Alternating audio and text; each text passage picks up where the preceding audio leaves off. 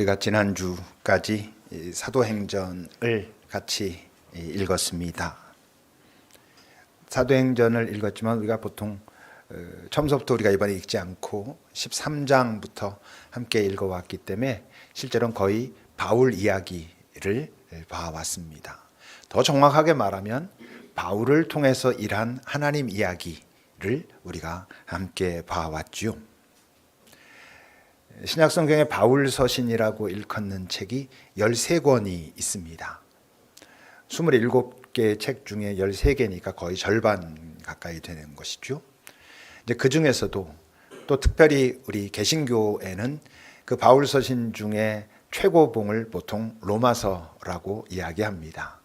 믿음으로 얻는 구원에 대한 매우 신학적인 그 이야기들을 해놓고 있기 때문이지요. 우리 인간의 죄의 문제, 그 죄를 저지른 결국 그 죄인이 된 인간이 처할 수밖에 없는 운명, 그 운명을 깨뜨리기 위하여 하나님께서 당신의 아들 예수를 보내시고 그래서 우리는 어떻게 구원받는가 하는 이야기들을 쭉 기록해 놓고 있는 그런 책이지요. 로마서는 크게 세 부분으로 나누어져 있습니다. 1장부터 8장까지가 어떤 의미에서는 가장 중요한 이야기일 수도 있는데 그 이야기가 바로 인간의 죄, 그리고 죄로 인한 인간의 운명, 그 운명을 새롭게 하시는 하나님의 사랑, 예수 그리스도의 사역, 그래서 변한 인간 존재에 대한 이야기가 기록되어 있는 게 8장까지의 이야기고 9장부터 11장까지는 특별히 거기에다가 구원의 문제를 이스라엘 민족의 구원 이야기를 특별히 따로 떼어서 설명하고 있습니다. 그래서 우리가 지난주에 바울이 왜 자기 민족들을 생각하면서 내 민족, 내 친척, 내 고륙이 정말 하나님의 구원을 받는 데에는 내가 만약 끊어지더라도 내가 정말 바란다라고 하는 간절한 이야기가 로마서 9장 처음 시작할 때 있었던 이야기거든요. 11장까지 이야기하고 12장부터는 이제 그렇게 은혜로 새 생명을 얻은 자는 앞으로 어떻게 살아가야 할 것인가 하는 이야기가 16장 마지막까지 쭉 기록돼 있습니다.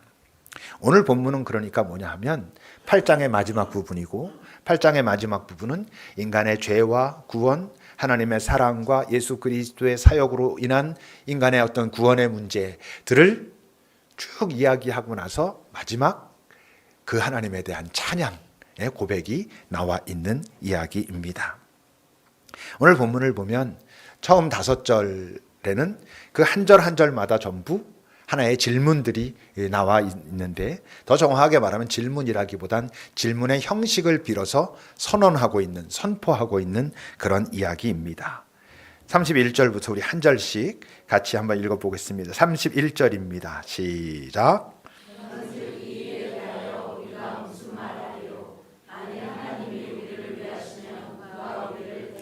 그러니까 이야기는 무슨 이야기냐 하면 하나님께서 우리를 위하시니까 아무도 우리를 대적할 수 없다. 이 세상의 그 어떤 것도 우리를 공격하고 그럴 수 없다. 이렇게 이야기합니다. 32절입니다. 시작.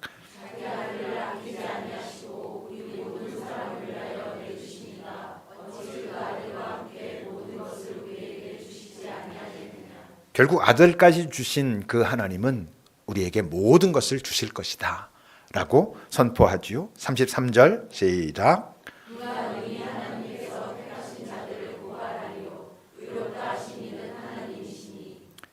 아무도 누구도 우리를 고발할 수 없다. 하나님이 우리를 의롭다 하셨으므로 그 어떤 세력도 우리를 고발할 수 없다라고 선포하고 34절 시작.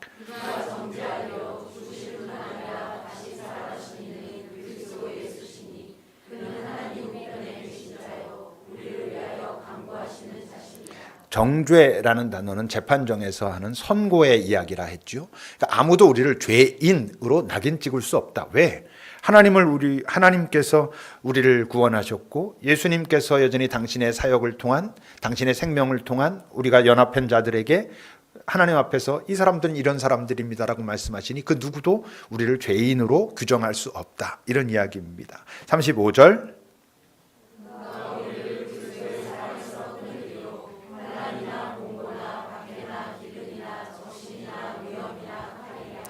다시 말하면 그 어떤 것도 우리를 그 그리스도 예수 그 사랑에서 끊을 수 없다라고 이야기하고 있습니다. 다 아는 이야기고 다 인정할 수밖에 없는 이야기인데 이제 문제는 무엇이죠? 항상 바울이 하고 있는 이 선포를 정말 우리가 이 땅을 살면서 경험하고 있는가?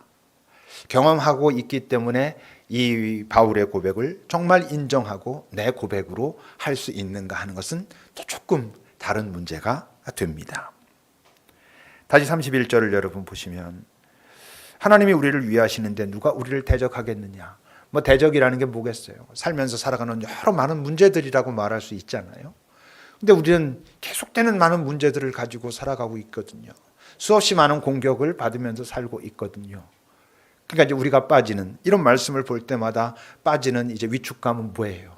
그럼 하나님은 나를 사랑하시지 않는 건가? 하나님이 나를 위하시지 않기 때문에 나는 이런 끊임없는 문제들 속에서 헉헉대며 살아가고 있는 건가? 할 수 있잖아요. 그래서 여러분 우리 믿는 자들이 하나님께 외치는 어쩌면 표현은 여러 가지일지 모르지만 많이 외치고 있는 절규 중에 하나가 뭐예요? Why me? 왜 나에게 이런 일이 벌어집니까? 또는 왜 나에게만 이런 일이 벌어집니까? 라고 하는 고백이 뭐예요? 하나님은 나를 사랑하신다라고 하는데 왜 내 삶은 여전히 이렇게 힘들고 아프고 또 끊임없는 문제 속에 나는 헤매야 됩니까? 라고 할 때 그렇잖아요. 32절도 마찬가지입니다. 아들과 함께 모든 것을 우리에게 주시지 않겠느냐? 주실 것이다 라고 하는데 모든 것은 바라지도 않아. 모든 것은 바라지도 않고 그냥 내가 그토록 간절히 원하는 그것만이라도 들어주시면 좋겠는데 그것이 내가 벌써 여기까지 살아오는 동안 그토록 원했던 것들이 이루어지지 않는데 모든 것을 주신다라고 하니까 참 답답한 것이죠. 때론 그런 질문을 하고자 하면 내 아들을 너에게 준 것으로 부족하냐? 뭐 이렇게 따지시는 듯하면 또 이렇게 위축돼 가지고 뭐 구원이 가장 큰 문제니까 됐지요. 이래야 될 것 같은 그런 우리 안에 그 뭔가 혼란스러움, 당황스러움 이런 것이 있는 것이죠. 33절도 마찬가지입니다. 하나님께서 택하신 자를 누가 고발하겠느냐? 하나님이 의롭다 하셨는데 라고 말하는데 알겠는데 하나님이 나를 예수를 믿음으로 예수의 생명에 내가 연합한 자가 되었으므로 이제 나는 영원의 존재가 되었고 그러므로 난 구원받은 존재, 아무도 나를 공격할 수 없는 고발할 수 없는 존재가 되었다라고 하는데 우린 좀 양심적으로 살 것 같으면 스스로 자기를 고발해야 될 것 같잖아요. 내가 어떤 삶을 여전히 살고 있는지 알고 있으니까. 근데 참 고발하지 아무도 못한다 이래도 내가 나를 고발하는 그나마 그것이 내 양심을 지키는 것 같은 그런 생각을 가질 때가 얼마든지 있단 말이죠. 34절도 마찬가지죠. 누가 우리를 정죄하겠느냐? 나를 위하여 죽으신 그리고 부활하신 그 생명의 주님께서 여전히 그 하나님 옆에서 나를 위해서 간구하신다면 아무도 나를 정죄할 수 없다. 그나마 이 부분은 좀 받아들일 수 있을 것 같아요. 내가 여전히 허접하고 이래도 내 노력으로 인해서 내가 하나님 앞으로 가는 게 아니라 예수 그리스도의 생명이 나를 구원하는 것이므로 나는 죄인이라고 더 이상 말하지 않겠다. 내가 부족함에도 불구하고 하나님께서 나를 의롭다 하신다면 받아들이겠다라고 하는 건 어떤 의미에서 우리 믿음의 출발점이니까 그나마 좀 받아들일 수 있을 듯해요. 35절도 그렇죠. 누가 도대체 우리를 그리스도의 사랑에서 끊겠느냐? 환난, 곤고, 박해, 기근, 배고픔입니다. 적신, 헐벗음입니다. 또 위협, 칼, 전쟁 이런 모든 것들이 이 말씀은 그런 것들은 네가 그리스도의 사랑에서 끊어졌다는 것을 증거하지 않아. 이런 이야기거든요. 그런 일이 있음에도 너는 하나님의 사랑으로부터 끊어지지 않아라고 말하는데 뭐 인정을 할 것 같은데 우리가 그 힘들고 어렵고 아프고 정말 죽을 것 같은 순간이 되면 하나님의 사랑으로부터 끊어진 것 같고 나는 고립된 것 같고 버림받은 것 같고 여전히 그러고 있으니까 이 말이 머리로는 뭘 말하는지도 알겠고 바울이라고 하는 사람이 그렇게 말한다면 바울은 그렇게 말할 수도 있을 것 같은데 이게 내 고백이 된다는 사실이 그 앞에서는 뭔가 좀 주저되고 눈치가 보이고 자신이 없고 이렇게 되는 것이죠. 근데 말씀을 잘 읽어보면 바울도 예수 믿으면 다시 말해서 하나님의 백성이 되면 모든 게 좋을 거야 이렇게 말하고 있지는 않습니다. 그렇게 말해놓고는 36절에서 어떻게 말합니까? 같이 읽어봅시다. 36절 시작.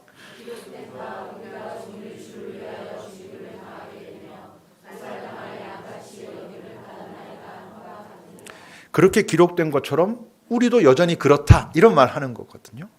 내가 주를 위하여 죽임을 당하게 되고 주를 위하여 당할 양같이 그런 여김을 받으면서 그런 어려움 가운데 있다고 옛날에 우리 선배, 선지자들이 그렇게 말했는데 지금의 우리의 운명도 크게 다르진 않은 것 같다. 이렇게 지금 말하고 있어요. 그러니까 언뜻 보면 앞에 5절에서는 이제 우리 삶을 멋질 거야. 우린 당당하고 뭐 담대하게 그렇게 살 수 있어. 라고 말하는 듯 하다가 또 뒷부분에 와서는 죽을 듯이 그렇지만 힘든 것을 피할 수는 없어. 이렇게 말하고 있는 듯 하지요. 근데 이제 바울이 진짜 말하고 싶은 핵심은 37절입니다. 함께 읽어보겠습니다. 37절. 그러나 이 모든 일에 우리를 사랑하시는 이로 말미암아 우리가 넉넉히 이기느니라. 그러나 말미암아 넉넉히. 그러나는 무슨 말이에요?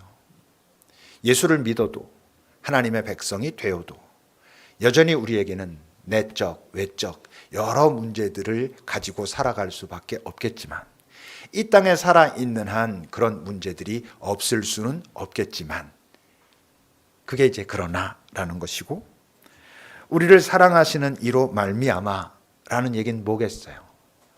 네가 하나님을 믿고 예수를 그리스도로 인정했다 할지라도 이 땅에 사는 동안 너의 삶에는 외적으로도 내적으로도 여러 갈등과 어려움과 아픔들이 있겠지만 그럼에도 불구하고 그 주님을 놓치지 않으면 말을 바꾸면 믿음을 지켜내면 믿음을 끝까지 붙들고 있으면 이런 얘기겠죠. 그렇게 되면 넉넉히 이길 수 있다. 마침내 또는 분명하게 그 네가 이해할 수 있게 결국은 이렇게 되는구나 라고 될 수 있다. 그렇게 됐을 때 너는 비로소 앞에 그 5절의 이야기들이 네 고백이 될 것이다. 이런 이야기를 바울이 하고 있는 것이죠. 그러니까 어떤 찬양이 나옵니까? 38절, 39절입니다. 함께 읽어보겠습니다. 시작.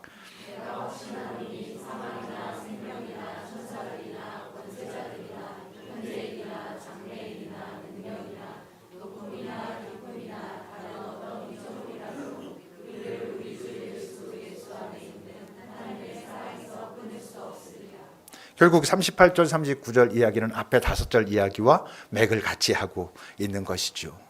그러니까 바울이 지금 내가 이런 확신하노니라고 하는 확신이라고 말하지만 실제로 하나님을 찬양하고 있는 이 고백을 할 수 있는 핵심 자리가 뭐였어요?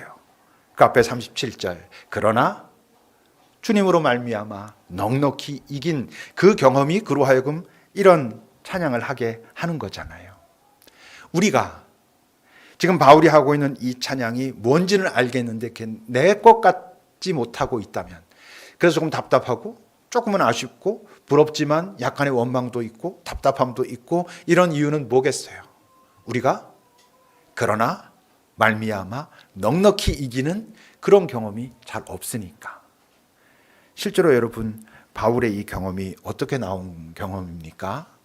그가 어떤 삶을 살아내고 나서 하고 있는 이야기입니까?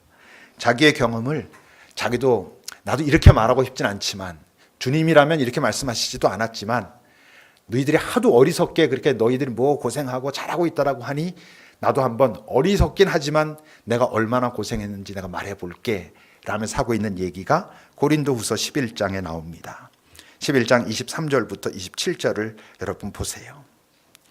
그들이 그리스도의 일꾼이라고 나를 그렇게 욕하고 저 바울은 사도의 자격이 없어 많은 게 부족해 저는 그냥 어떻게 나중에 막판에 어떻게 얻었어 라고 공격하는 그들을 향해서 뭐 그들이 그리스도의 일꾼이라고 정신없는 말을 하고 있구나. 나는 더 그래. 내가 수고를 넘치도록 하고 옥에 갇히기도 더 많이 하고 매도 수없이 맞고 여러 번 죽을 뻔했다. 이제 내가 그들보다 더 고생한 사람이야 이런 게 좀 유치해 보였는지 그 앞에 보면 나도 어리석어 보이긴 하지만 내 자랑 좀 한번 해보겠다 이러면서 지금 얘기하고 있는 거예요. 내가 유대인들에게 40에서 하나 감한매를 5번 맞았다. 40에서 하나 감한매가 율법에 의하면 사람을 때릴 수 있는 최고의 대수예요. 그러니까 가장 최고의 그 매 맞는 거를 내가 5번이나 당했다는 얘기를 하는 거예요. 3번 태장으로 맞고 1번 돌로 맞고 3번 파선하고 그다음 일주야를 깊은 바다에서 지냈고 여러 번 여행하면서 강의 위험, 강도의 위험, 동족의 위험, 이방인의 위험, 시내의 위험, 광야의 위험, 바다의 위험, 거짓 형제 중에 위험도 당하고 또 수고하고 애쓰고 여러 번 자지도 못하고 줄이고 목마르고 여러 번 굶고 춥고 헐벗었었다. 오늘의 본문과 말한 뭐예요? 그러나 나를 사랑하시는 이로 말미암아 내가 넉넉히 이기는 경험을 했다. 그러므로 내가 이제 알겠는데 사망도 죽음도 그 어떤 공격도 이 세상의 그 어떤 것이라고 할지라도 나를 그리스도 안에서 그 하나님의 사랑, 그 사랑으로부터 나를 어떤 것도 끊을 수 없다는 걸 내가 알겠다라고 말하고 있는 것이지요.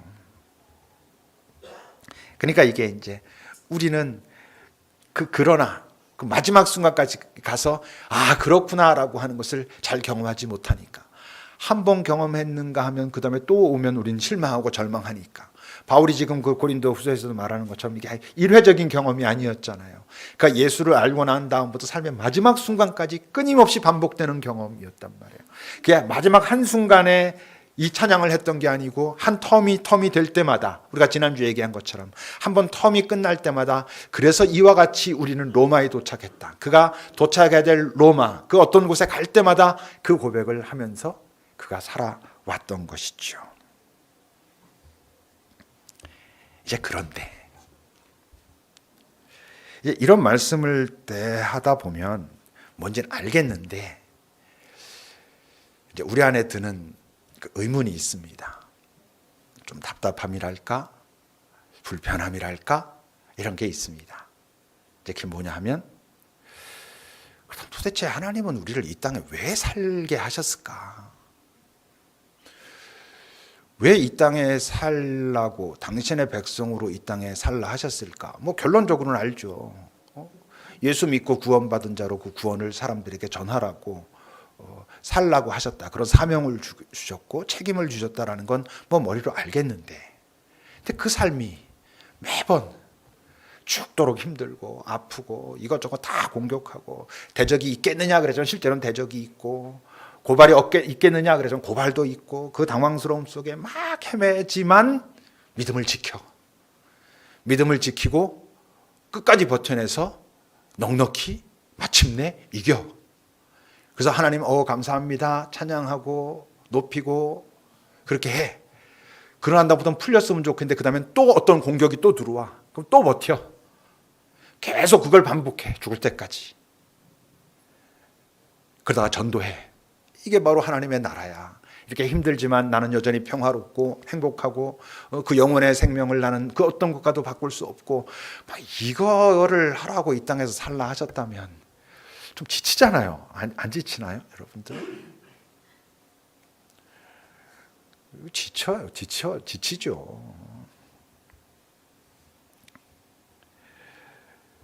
근데 우리는 그렇게 살라고 부름받지 않았습니다. 초대교회는요 그랬어요. 초대교회 우리 그 믿음의 선배들은 실제로 그랬어요. 예수를 믿고 그 다음엔 예수를 믿는다는 것 때문에 우선 내가 그리스도인이 되었다는 사실 때문에 끊임없는 공격, 위협, 생명의 위협 이런 것들을 당하고 그럼에도 불구하고 버텨내고 그러면 하나님께서 거기 임하시는 것을 경험하고 하나님은 정말 살아계시고 우리를 지키고 우리를 통해서 뭔가 일하시기를 원하신다. 우리가 사도행전에서 계속 본 것처럼 그렇게 하고 그래서 찬양하고 감사하고 그러면서 이게 바로 하나님의 능력이고 하나님의 나라다라는 걸 전하고 거기서 그것을 본 자들 중에 어떤 이들은 그 공동체 안으로 들어오고 이걸 죽을 때까지 했어요. 베드로전서 4장 13절을 여러분 보십시오. 같이 읽어봅시다. 시작.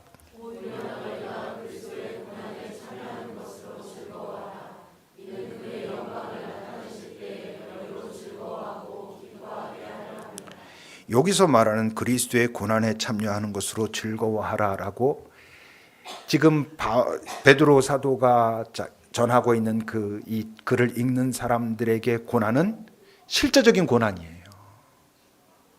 죽음의 위협에 처하는, 자기의 모든 재산을 빼앗기는, 더 이상 자기가 원하는 어떤 것도 할 수 없는 그 고난인 건 거예요. 이들의 고난은. 그걸 즐거워하래. 상이 있다는 것이죠. 근데 여러분, 우리에게도 지금 이렇게 말씀하십니다. 너희들도 그리스도의 고난에 동참하라 라고 말씀하시는 게 맞습니다. 근데 생각해 보세요. 이 초대교회에서 말하고 있는 그리스도의 고난에 동참하는 거하고 지금 이 땅을 살고 있는 우리가 그리스도의 고난에 동참하는 거하고 본질은 같겠지만 실제적으로 그 강론이 같아요? 같지 않아요. 우리가 이 땅에서 예수 믿기 때문에 목숨의 위협을 얻어요? 여러분들 중에 예수를 믿기 때문에 여러분들의 재산을 침탈당한 경험들이 있는 사람들이 있어요? 없잖아요.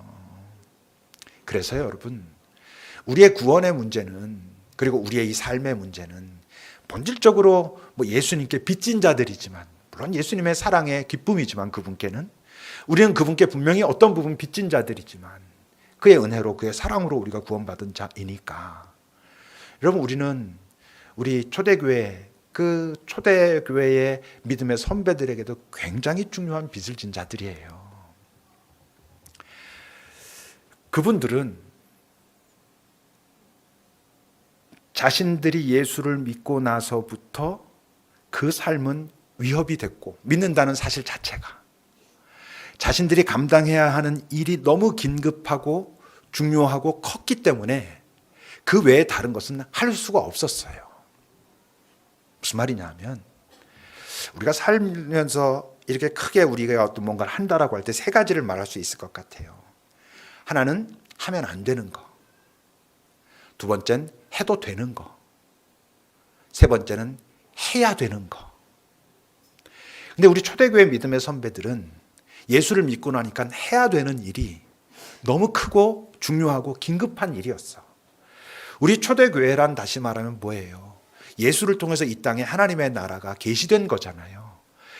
지금까지는 없었던 그 하나님의 나라를 사람들에게 말하고 전하려고 하다 보니까 그들은 그 일을 하는 데 있어서 해야 되는 일, 그 해야 되는 일을 하기 위해서 해도 되는 일, 하면 즐겁고 좋은 것들을 다 포기할 수밖에 없었어요. 그들은 그렇게 살아냈어요. 근데 우리가 예수를 믿기 때문에 해야 되는 일이 있어요. 근데 우리가 예수를 믿기 때문에 꼭 감당해야 될 중요한 어떤 것 때문에 우리가 해도 되는 일, 하면 즐거운 일들 다 포기했습니까? 그럴 필요가 없지요. 그럴 필요가 없어요. 포기하라고 말씀하시지도 않아요. 여러분, 하나님께서 이 세상을 창조하시고 당신의 백성을 당신의 땅, 에덴이라고 표현되어 있는 당신의 땅에 두셨을 때 그 하나님의 백성은 해도 되는 게 더 많았어요? 하면 안 되는 게 더 많았어요? 비교할 거리도 아니죠. 선악과로 표현되어 있는 그거 하나를 제외한 모든 것은 너희들 마음대로 해, 그랬잖아요. 우리가 예수를 믿었어요. 초대교회 우리 믿음의 선배들은 그 예수를 믿고 만들어 가야 하는, 펼쳐져 가야 하는, 소개해 가야 하는 하나님의 나라를 전하는 사역이 너무 크고 중요하고 긴급해서 다른 모든 것을 포기하고 그 일만 감당했지만 우리는 안 그래도 돼요. 우리는 예수를 믿었기 때문에 누릴 수 있는 많은 것들이 있어요. 근데 많은 사람들의 신앙이 어떠냐 하면, 이건 내가 하면 안 되는가, 해도 되는가, 여기에 항상 우리의 마음들이 많이 가 있어요. 그러니까 항상 주저하고 항상 두렵고 뭔가 불안하고 뭔가 죄책감 속에 사로잡히고 그래요. 여러분, 이게 해도 될까 하면 안 될까가 정말로 하나님 앞에서 잘 염려되면 그냥 하세요. 나중에 안 된 거 혼나면 되지 뭐. 그것 때문에 버리시겠어요? 하나님이 이걸 하면 싫어하실까? 명확한 것들은 우리가 하지 않으려고 정말 애쓰고 노력해야 되지만 이게 잘 모르겠어. 하면 되지 뭐. 요즘 제게 있어가지고 가장 핫하고 중요한 아이템은 자전거인 것 같아요. 좀 비싼 자전거예요.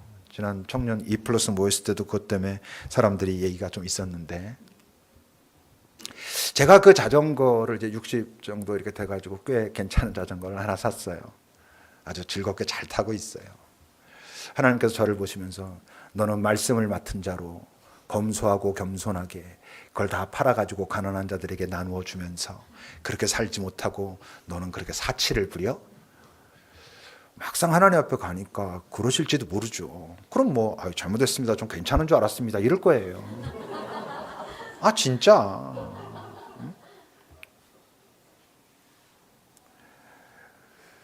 여러분 이 얘기를 들으면 어떻게 생각하실지 모르지만 제가 우리 교회 이렇게 운영돼 가고 있잖아요. 매 주일 제가 뭐 자주 까먹긴 하지만 제가 헌금에 관심이 많습니다. 우리 교회 재정이 지금 어떤가? 잘 이게 이렇게 자연스럽게 잘 굴러가고 있는가? 그러면 제가 저 사람이 저거 돈에 욕심이 많아가지고 뭔가 이렇게 너무 거기에 걱정과 염려와 막 이런 걸로 그런 거는 전 아닌 것 같거든요. 아니 저도 어쨌건 이 공동체의 책임자인데 그 재정적으로 이 공동체가 지금 어떤 상황으로 흘러가고 있는가에 관심이 없는 게 더 이상하지 않아요? 누가 얼마 냈나? 요거밖에 안 내지 뭐 이러면 좀 이상하지만 교회 전체의 재정이 지금 어떻게 흘러가고 있는가에 관심을 안 가지면 그것도 안 되는 거 아니겠어요? 여러분 우리가 예수 믿고 초대교회 우리 선배들한테 참 죄송하지만 그분들이 흘린 땀으로 인해 그분들이 전한 그 악착 같음으로 인해 우리는요 조금 널널해졌어요. 많은 것들 해도 괜찮아요. 기쁘게 잘. 근데 우리의 문제가 뭔지 알아요? 해도 될까? 아니면 하면 안 될까? 이게 우리의 핵심 문제가 아니에요. 해야 되는 걸 안 하는 게 문제인 거지. 명확하게 내가 예수 믿는 자라면 해야 되는 게 여러분 있지 않아요? 각자 다르죠. 물론 본질적으로 예배, 하나님과의 소통, 하나님의 마음을 알기 위해서 애쓰는 작업, 그건 아주 기본이지만 또는 각자의 삶의 형태와 지금 자리가 다 다르기 때문에 내가 예수 믿는 자라면 이건 내가 감당해야 되겠구나 하는 거 명확한 거 있는 거 없어요? 있잖아요.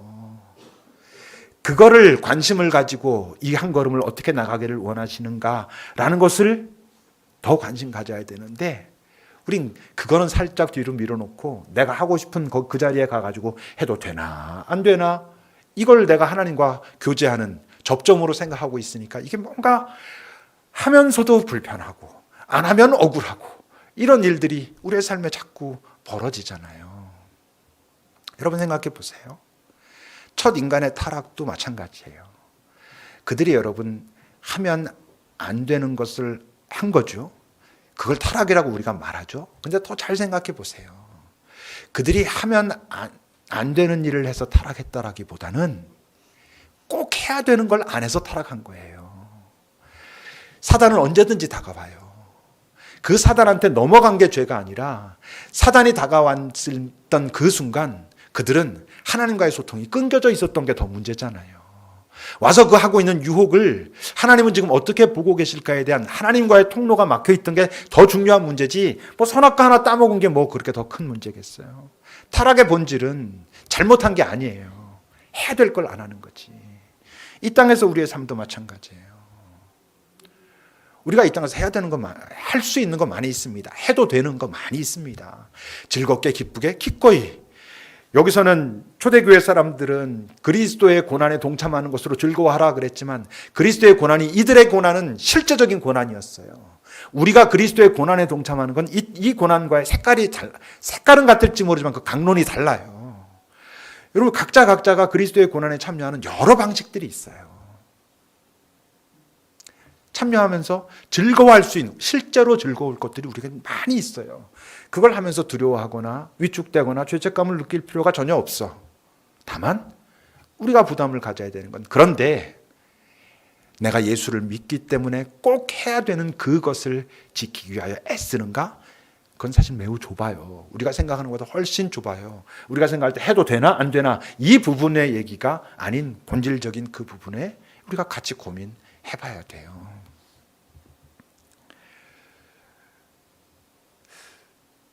사도행전을 지난주에 이제 끝냈죠. 끝내고 이제 저는 약간 멘붕이 좀 왔어요. 너무 진이 빠진 것 같은 느낌인 거예요. 그럼 아니 하나님의 말씀 그렇게 은혜롭다 그러고 하나님 말씀 안에 쉼이 있다 그러고 그래서 그거 한 사람이 말씀 다 끝났다고 진이 빠지면 되냐? 일주일에 주일 하루 일하면서 또 쉰다 그러려 그러냐 뭐 이럴지 모르지만 이게 또 말씀을 이렇게 대하는 거하고 설교를 하는 거, 이거 설교는 일이잖아요, 여러분. 이게 되게 진이 빠지는 일입니다. 저한테는 그래요. 일주일에 한 번밖에 안 하지만. 그러니까 어떤 목사님들 막 새벽에도 하고 뭐 하고 그런 분들 저는 참, 와, 이거 어떻게 할까? 막 그렇게 놀랄 만큼 저는 일주일에 한 번 하는 것도 엄청 힘들어요. 그래서 한 주간 동안 사실 이 말씀을 이렇게 보는 것도 어떤 순간은 막 지긋지긋했고요. 표현이 이렇게 해도 되나? 하여튼 되게 힘들었고요. 물론 또 은혜가 있죠. 너무 좋아하네. 네. 그래서 여러 가지 고민을 해서 뭐 어떤 거를 다음번엔 어떻게 해야 될지 이랬는데 참 하나님께서도 은혜로 이번 화요일 날 이제 이기도 전사님 목사 안수 받아가지고 다음 주일은 또 이기도 전사님이 목사 돼서 이제 설교하고 성찬하고 축도하고 그러니까 이제 저는 한 주간 좀 쉴 건데 그리고 나서 뭐 할까 그러다가 에베소서 하려고 그래요. 에베소서가 물론 바울의 서신이고 바울의 서신 중에서도 특히 교회에 관한 이야기를 다룬 책이에요. 교회에 관한 이야기라고 말하지만 실제로는 공동체로서의 교회의 이야기도 있고 한 개인도 우리가 예수를 믿으면 하나의 교회다 그러잖아요. 한 개인, 개인으로서의 교회에 관한 이야기가 있어요. 그런 이야기들을 우리가 좀 같이 읽어가면서 이 땅에서 예수 믿는 자, 2019년, 20년 이때를 살아가는 우리 예수 믿는 자들의 삶은 과연 어때야 될까? 이 공동체는 과연 어때야 될까? 우리가 충분히 기뻐하고 재미있어하고 즐거워하면서 누릴 수 있는 자유란 어떤 것이고 우리가 꼭 이 공동체의 정체성을 개인으로서 공동체로서 정체성을 지키기 위해서는 어떻게 해야 될까 하는 부분들을 좀 같이 나누어가 보려고 해요. 그래서 여러분들도 다시 한번 급식교회는 초대교회가 아니에요. 고맙게도 초대교회의 그들은 모든 것을 걸었어요. 그 일이 너무 급하고 그래서 그들은 해도 되는 많은 것들을 기꺼이 포기했고 아마 그분들이 그러니까 더 많이 칭찬받겠죠. 우리는 또 이 땅에서도 잘 누리고 하나님의 나라처럼 물론 조심해야 될 건 있겠죠. 뭐 우리는 그럼 좀 마음대로 해야 될 것 같고 이런 우리 쑥 나빠지기 쉬운 사람들이니까 어떤 분 분명히 절제가 필요하지만 적어도 우리가 지금 꽤 하나님께 관심이 있을수록 이걸 해야 돼 말아야 돼 이런 부분에서 헤매고 있는 것보다는 조금 더 자유로워지는 그래서 이 땅에 있는 사람들이 예수 믿으면 뭔가 좀 갑갑해질 것 같고 예수 믿는 건 좀 뭔가 좀 찌질해지는 것 같은 분위기가 아닌 이런 풍성함이 있어라고 보여줄 수 있는 그런 공동체, 그런 예수 믿는 개인 그런 것들을 좀 배워가고자 합니다. 기도합시다. 이 시간은요, 여러분 우리 잠시 우리 초대교회의 우리 믿음의 선배들, 뭐 바울, 베드로로 대표되는 여러 우리 믿음의 선배들이 있잖아요. 모든 것을 다 걸었던, 많은 것들을 기꺼이 포기했던, 우리랑은 비교도 할 수 없을 만큼 좀 그분들의 삶을 잠시 묵상하면서 그분들이 참 고맙구나. 그렇다면 우리는 어떤 좋은 자유를 누릴 수 있을까? 내가 너무 두려워하고 너무 초조해하고 너무 안절부절하고 있는 것은 또 뭘까? 이런 부분들을 주님 앞에서 잠시 우리 좀 돌아봅시다.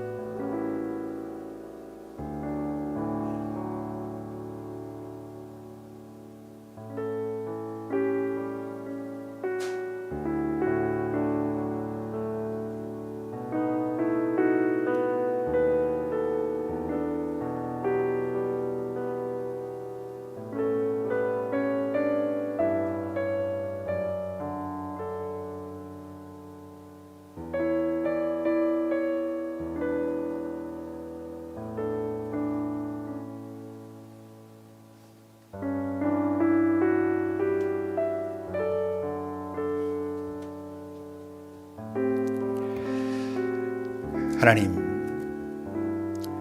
그리스도께서 우리를 자유케 하려고 그 자유를 주셨는데 그 자유를 가지고 다시 종의 멍에를 매지 말라라고 말씀하실 땐 이전 사람으로 돌아가서 또 똑같은 예수 알기 전과 똑같은 모습으로 가지 말라는 그런 충고도 있지만, 예수 믿었다는 사실 때문에 이젠 오히려 삶이 주저되고 항상 위축되고 이래야 되는지 저래야 되는지 헷갈림으로 오히려 예수 믿는다는 사실 자체가 압박이 되는 그런 어리석은 삶을 살지 말라 말씀하신 의미도 있다는 걸 우리가 잊지 않게 하옵소서.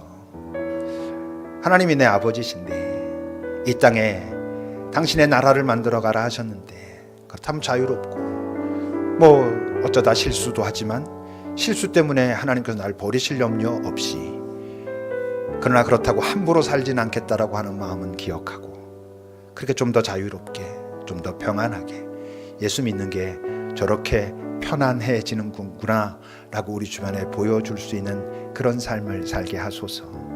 물론 그러기 위하여 우리 처음 교회를 만드셨을 때 그 교회, 우리 믿음의 선배들이 정말 수고하고 애썼던 그들의 수고를 잊지 않고 그들에게 고마워하며, 그러나 또 그들이 애쓴 그 열매인 이 땅에서 우리가 누려야 될 것들을 잘 누리며 서로 연결되는 그런 복된 우리들, 그런 우리들을 통하여 이 땅의 사람들도 하나님의 나라의 맛을 실제로 보게 되는 그런 역할을 하는 우리들이 이 교회가 되게 하옵소서.